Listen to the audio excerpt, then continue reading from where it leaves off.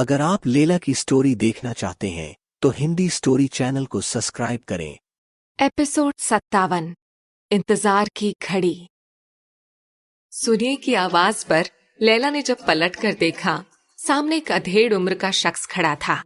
उसने लैला को देखते ही मुस्कुराते हुए कहा, मिस लैला, एक गाने के बारे में मुझे आपसे थोड़ी देर बात करनी थी। उसकी बात सुनकर लैला कुछ पलों के लिए ठिठक सी गई। उसे समझ में नहीं आ रहा था कि उसे उस आदमी से बात करनी चाहिए या नहीं, लेकिन काम की बात सुनकर वो उसकी बात को नजरअंदाज भी नहीं कर सकती थी। लैला ने चेहरे पर आई हुई लटों को कान के पीछे करते हुए सीरियस टोन में कहा, जी कहिए। उस आदमी ने कहा, जी दरअसल हमें आपको एक आइटम सॉन्ग ऑफर करना था। जिस तरह के गानों से आप मार्केट में छाई हुई हैं, ठीक उसी तरह का गाना।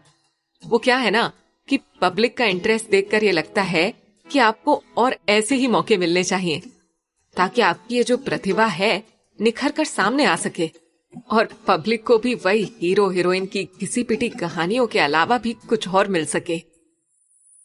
हालांकि उस आदमी के ऑफर करने का अंदाज मधुकर जैसा तो बिल्कुल भी नहीं था, लेकिन कहीं ना कहीं लैला को ये बात जरूर परेशान कर रही थी कि सबके सब उसके लिए आइटम सॉन्ग का ऑफर ही लेकर आ रहे हैं।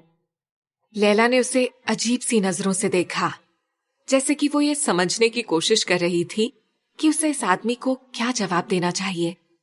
फिर उसने कुछ पलों की खामोशी के बाद शांत लहजे में कहा, आप ऐसा कीजिए, हमारे घर आ जाइए, फिर हम वहां मिल बैठकर डिसाइड करते हैं। वो क्या है ना कि रास्ते में चलते चलते तो ये सारी बातें नहीं हो सकती ना। ये सुनकर वो आदमी मुस्कुराता हुआ बोला, ये तो आपने ठीक कहा है। फिर आप मुझे अपना एड्रेस नोट करा दें, मैं आपसे कल आकर मिलता हूं, फिर सारी बातें वहीं हो जाएंगी। लैला उसे एड्रेस समझाकर गाड़ी में बैठी थी। सीट की बैक से पीठ टिकाए उसका ध्यान बरबस ही मुट्ठी में जकड़ी अंगूठी की तरफ चला गया जो उसे अभी अभी मिली थी। फिर वो उस अंगूठी को सारे रास्ते हर थोड़ी देर पर देखती जा रही थी, यूं जैसे कि वो नरेन के एहसास को महसूस करना चाह रही थी। इस अनजान शहर में कितने दिनों बाद उसे किसी पहचान के शख्स का कोई सिरा मिला था और ये एहसास लैला के लिए काफी खुशनुमा सा था। नरेन, उसने एक ठंडी सांस लेते हुए मन ही मन उसका नाम बुदबुदाते हुए कहा, 1 साल पहले तुम कितने अपने अपने से लगने लगे थे मुझे। हालांकि हम दोनों का रिश्ता सौतेली माँ और बेटे का था, लेकिन वो तुम्हारा मुझे मौत के मुंह से निकाल ले आना, मुझे समझना, मेरे जख्मों पर मरहम लगाना, ये सब ने कैसे एकदम से मेरे एहसास को बदल दिया था। मैं मानती हूं जो कुछ भी हमारे बीच था वो कोई प्यार नहीं था, बस तुम्हारी मुझसे हमदर्दी थी और मेरी कच्ची उम्र का लड़कपन, जो किसी हमदर्द कंधे को पाकर उसी को अपना सब कुछ समझने लगता है। कार की खिड़की से सिर टिकाए लैला पिछली बातें सोचती जा रही थी, यहां तक कि उसकी आंखें बंद होने लगी थीं, लेकिन मन में अब तक सारे ख्याल चल ही रहे थे। वो सोचती जा रही थी, फिर मुझे नंद जी के बर्ताव से ऐसी खींच हुई कि मैं यहां तुमसे मिलने का सोचकर बंबई भाग आई, और देखो ना, तब से लेकर आज तक बस भटक ही रही हूं, यूं जैसे तकदीर ने मेरी किस्मत में कोयला खिस दिया हो। वक्त पे वक्त तुम्हारा मिलना भी मुझे किसी ताकत का एहसास नहीं दे पाया, बल्कि अब तो लगने लगा है कि वाकई तुम भी अपने बापू की तरह ही निकले। लेकिन पता है नरेन, मैं ना सिर्फ एक बार तुमसे मिलकर कुछ सवाल करना चाहती हूं ताकि मेरे मन को कुछ शांति मिल सके। पता नहीं तकदीर हमारी वो एक बार की मुलाकात होने देगी भी या नहीं। गहरी नींद में जाते हुए लैला ने मुट्ठी में पकड़ी अंगूठी कुछ और जोर से भींच ली थी। नरेन जैसे ही अपने कमरे में पहुंचा, उसने सामने श्याम को देखकर एकदम से उसे गले लगा लिया। श्याम श्याम श्याम मेरे दोस्त, कहते हुए उसने श्याम को जोर से भींच लिया था। श्याम ने जब उसे इतना खुश देखा तो जल्दी से पूछा, क्या हुआ, तुझे रोल मिल गया क्या?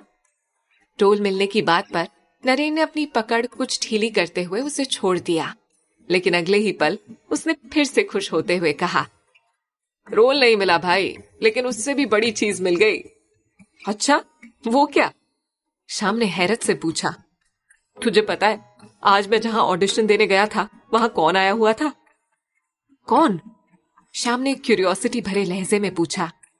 ऑडिशन वाले सेट पर खुद कबीर कपूर आए हुए थे। Kabir Kapoor, you know. उसकी बात सुनकर श्याम भी कुछ रोमांचित हो उठा था। उसने एकदम से एक्साइटेड होते हुए पूछा, फिर क्या हुआ? तूने सामने से देखा उन्हें? इस बार नरेन ने थोड़े घमंड भरे लहजे में कहा, सिर्फ देखा ही नहीं, मैंने तो उनसे बात भी की। बात की? क्या बात कर रहा है? कबीर कपूर ने तुझसे बात की? श्याम ने ऐसा बिहेव किया जैसे कि नरेन उसके सामने डींगे हाँकने के लिए ये सब कह रहा हो। नरेन कुछ बुरा मानते हुए बोला, यार मैं झूठ नहीं बोल रहा, ये बात तुझे अच्छे से पता है। मैं इतनी बड़ी भीड़ को चीरते हुए उनके सामने गया और बोला, सर मैं ना बचपन से 2 सपने देखता आया हूँ, एक आपसे मिलने का और दूसरा अपने सीने पर आपका ऑटोग्राफ लेना। नरेन ने जब इस तरह कहा तो श्याम ने एकदम से उसकी शर्ट का कॉलर साइड करते हुए पूछा, फिर उन्होंने दिया? इस बार नरेन थोड़ा मायूस लहजे में बोला, नहीं यार, ऑटोग्राफ तो नहीं दिया उन्होंने, लेकिन एक प्यारी सी बात कही कि सारे सपने एक ही दिन में थोड़ी ही पूरे होंगे। कहते हुए उसने कबीर की कही सारी बातें दोहरा दी। फिर खोए हुए लहजे में कहने लगा, मैं आज बहुत खुश हूं श्याम। मैं तुझे बता नहीं सकता कि कबीर कपूर को सामने से देखकर मुझे कितनी खुशी हो रही है। उनकी पिक्चर की हर लाइन मुझे याद है। उनके गानों पर मैं इतना जी भर के नाचा हूं, और सच कहूं तो शायद मेरा एक्टिंग की तरफ इंटरेस्ट भी उन्हीं की वजह से हुआ। पूरी बात सुनकर श्याम ने उसका कंधा थपथपाया और बोला, ये तो वाकई बहुत अच्छी बात हुई दोस्त, लेकिन तुझे पता है ना नरेन कि कबीर कपूर से मिल लेना काम मिल जाने की गारंटी नहीं है, और तेरी प्रायोरिटी अभी सिर्फ और सिर्फ काम ढूंढना है। इसलिए इन सब बातों की खुमारी से तू जितनी जल्दी बाहर निकलेगा तेरे लिए उतना ही अच्छा होगा। श्याम की बात सुनकर नरेन का खिला खिला सा चेहरा कुछ मुरझा गया था। तब श्याम ने बात संभालते हुए कहा, देख यार, मैं तुझे डिप्रेस करने की कोशिश नहीं कर रहा हूं। मैं बस ये कहना चाहता हूं कि इन छोटी मोटी चीजों से तू ज्यादा खुश मत हो। तुझे अभी बहुत बड़े बड़े पड़ाव पार करने हैं। नरेन ने मुस्कुराते हुए जवाब दिया, नहीं, तू बिल्कुल ठीक कह रहा है दोस्त। मैं देखता हूं मुझे क्या करना चाहिए। कहकर वो कपड़े बदलने के लिए बाथरूम में चला गया। इधर लैला ने वापस आकर अम्मा को पूरी बात कह सुनाई। तब अम्मा ने कहा, ये तो वाकई थोड़ी सी अजीब बात हो गई, लेकिन चलिए, एक बात तो अच्छी हुई, किसी और ने भी आपको काम के लिए मिलने को कहा है। अब अगर आपका वो गाना सुंदर की फिल्म में नहीं भी आता है तो आपके पास कम से कम दूसरा काम तो मौजूद होगा। लैला ने हामी भरते हुए कहा, हाँ माँ, मुझे भी इसी बात का इत्मीनान है। इधर सुजॉय अपने कमरे में बैठा ढेर सारी तस्वीरों के बीच घिरा हुआ था। वो तस्वीर और किसी की नहीं बल्कि इंडस्ट्री की टॉप मोस्ट हीरोइंस की थी।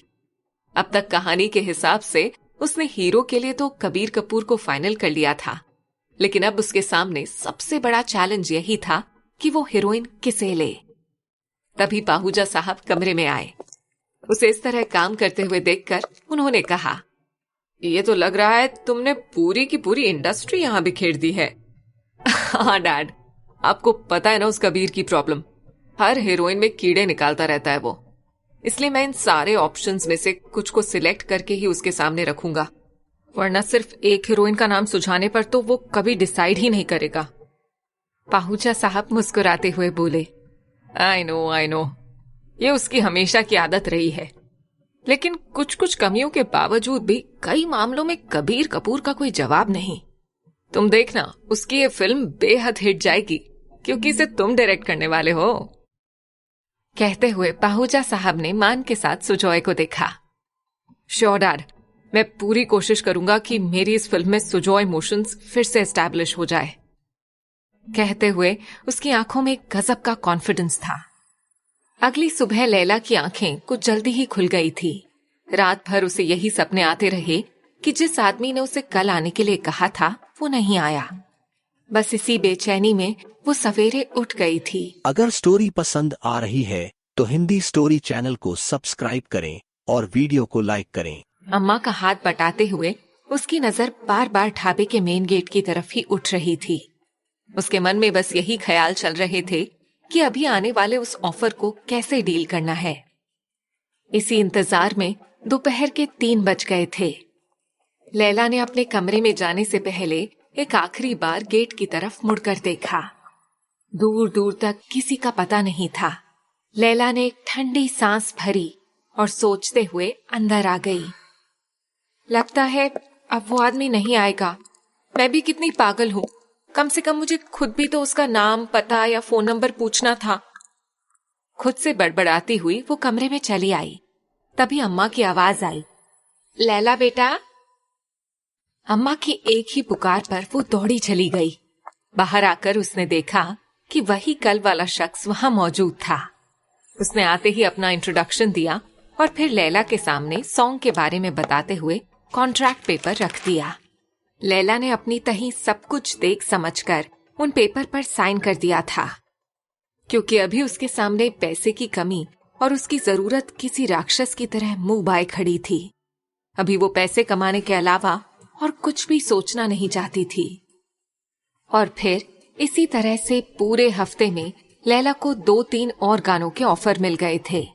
यहाँ तक कि उसने साइन किए हुए सारे गाने की शूटिंग भी कंप्लीट कर ली थी। लेकिन इन सब के बीच कहीं ना कहीं उसका मन अभी भी मधुकर वाले गाने की तरफ अटका हुआ था। लैला का दिल चाह रहा था कि वो किसी भी बहाने से एक बार सुंदर साहब के सेट पर पहुंच जाए। शायद मन में कहीं कोई ख्वाहिश दबी थी। वहां जाने पर वो एक बार फिर से कबीर कपूर से मिल सकेगी। धीरे धीरे पूरे 9 दिन गुजर चुके थे। लाली ने दिल पर पत्थर रखकर सब्र कर लिया था। उसे महसूस हो गया था कि अब मधुकर या उसकी तरफ से कोई ऑफर नहीं आने वाला। लेकिन तभी उसे जैसे याद आया, मधुकर ने कहा था कि अगर उसका गाना रिलीज नहीं होगा तो वो आकर 1000 रुपए और ले जा सकती है। ये याद आते ही लैला एकदम खुश हो गई और सेट पर जाने के लिए तैयार होने लगी।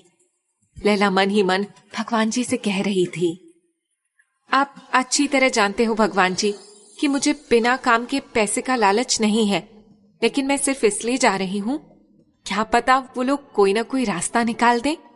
मुझे बस एक बार और कबीर साहब से मिलना है। उस वक्त तो मैं उन्हें ठीक से शुक्रिया भी नहीं कह सकी थी। बस एक बार। सोचती हुई लैला सुंदर फिल्म्स पहुंच चुकी थी।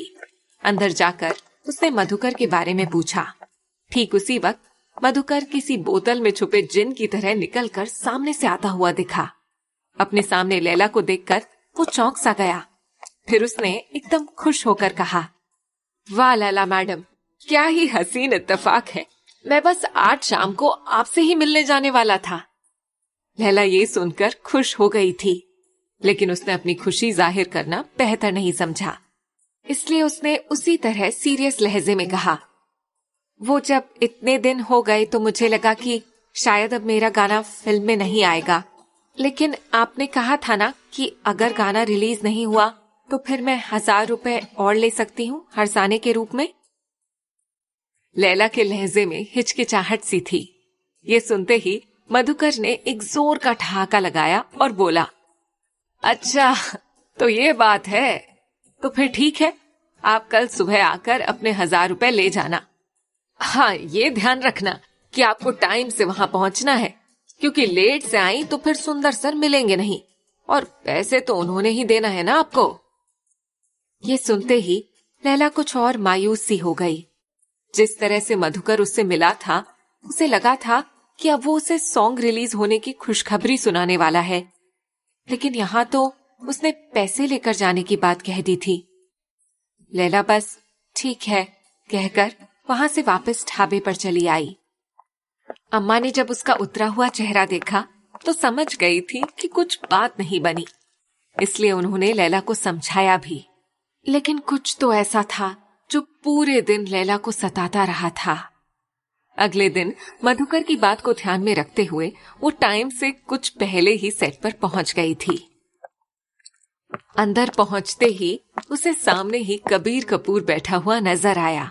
अनचाहे ही उसके होठों पर एक खूबसूरत सी मुस्कुराहट बिखर गई थी और कानों में उसकी कही हुई कल वाली सारी बातें याद आने लगी। जैसे ही मधुकर की नजर उस पर पड़ी, उसने आगे बढ़ते हुए कहा, तो मिस लैला, आ गई आप? कबीर सर आपका ही इंतजार कर रहे थे। लैला ने जैसे ही ये सुना कुछ चौंक सी गई। उसने मन ही मन सोचा, कबीर सर मेरा इंतजार क्यों कर रहे हैं भला? हिंदी स्टोरी चैनल को सब्सक्राइब करें।